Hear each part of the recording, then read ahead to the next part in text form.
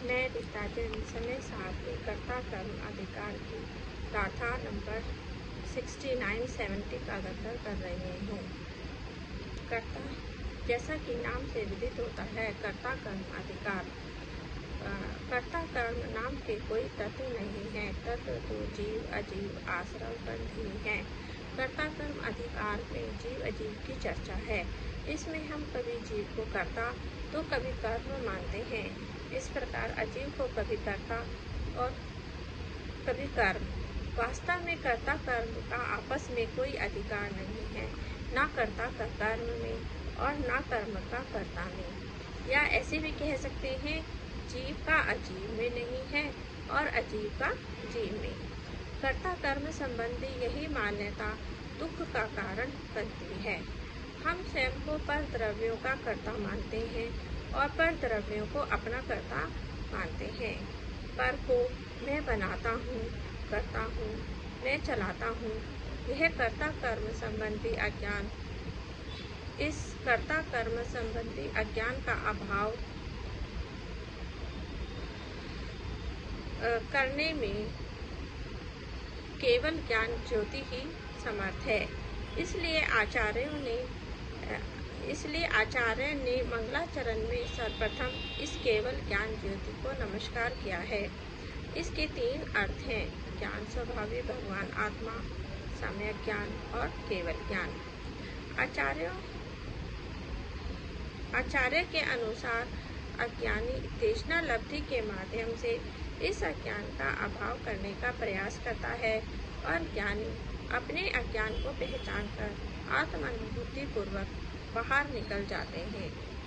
गाथा नंबर 69-70 में आचार्य कहते हैं कि जब तक यह जीव आत्मा और आश्रव में भेद नहीं जानता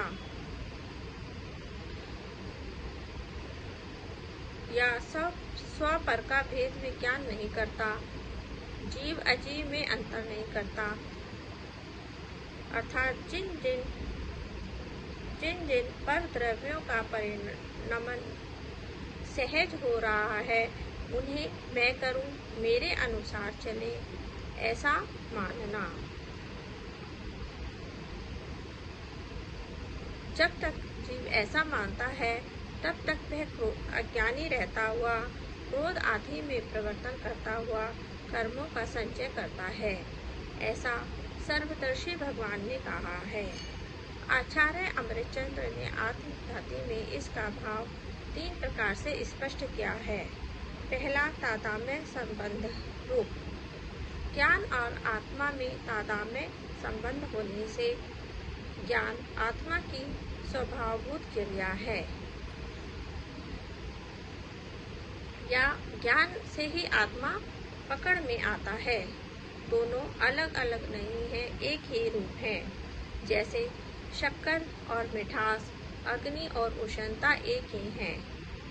भेद करके देखें तो 2 हैं, अन्यथा एक ही हैं। इस कारण से ज्ञान के प्रवर्तन का निषेध नहीं है।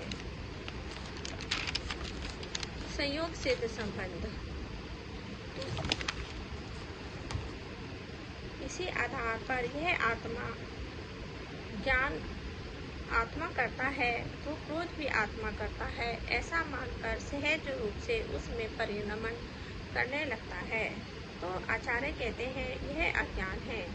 आत्मा और क्रोध आदि जितने भी विकारी भाव हैं उनमें संयोग सिद्ध संबंध है, क्योंकि ये वस्तु का स्वभाव नहीं है पर भाव है। उनका किसी कारण से संयोग हुआ है, इनका तो नियम से वियोग होगा ही होगा। यहाँ भेद ज्ञान न करने से अज्ञानी आत्मा क्रोध आदि में प्रवर्तता है, वही करता है और क्रोध आदि कर्म है। अनादिकाल से होने वाली है कर्ता कर्म की प्रवृत्ति है और इसका यहाँ निषेध किया गया है। तीसरी चर्चा आचार्य ने यह स्पष्ट की कि जब यह आत्मा अपने अज्ञान के कारण क्रोध आदि का कर्ता बना तो कर्ता बनने से कर्ता कर्म की प्रवृत्ति हुई। उस प्रवृत्ति से राग द्वेष हुए, जिससे उसके कर्मों का संचय हुआ। इस प्रकार जीव और पुद्गल कर्मों के परस्पर अवगाह सिद्ध संबंध होता है। अंत में इस प्रकार जीव के भावों का निमित्त पाकर कर्म स्वयं भी परिणमित हो जाते हैं। उनमें निमित्त नैमित्तिक संबंध है, इतरेतर आशय दोष नहीं है।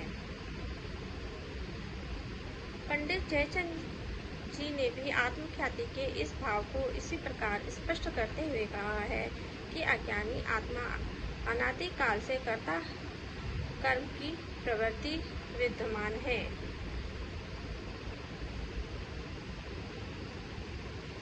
कर्ता कर्म की इस प्रवृत्ति को स्वामी जी ने भी इसी प्रकार स्पष्ट किया और कहा कि क्रिया 3 प्रकार की होती है, जड़ की क्रिया, विभाव रूप क्रिया और ज्ञान की क्रिया। जब हम तीनों क्रियाओं को मिक्स कर देते हैं तो या तीनों का कर्ता एक मानते हैं, तब कर्ता कर्म की प्रवृत्ति होती है और यह अज्ञान है, कर्म बंध का कारण है। जबकि जड़ की क्रिया का कर्ता जड़ है, जड़ की क्रिया का कर्ता मैं हो ही नहीं सकता। राग की क्रिया का कर्ता राग है और ज्ञान की क्रिया का कर्ता मैं हूँ। यह ऐसा सर्वदर्शी भगवान महावीर भगवान और आचार्यों के कथन है। इसमें रंच मात्र भी शंका नहीं करनी। धन्यवाद। जय जिनेन्द्र।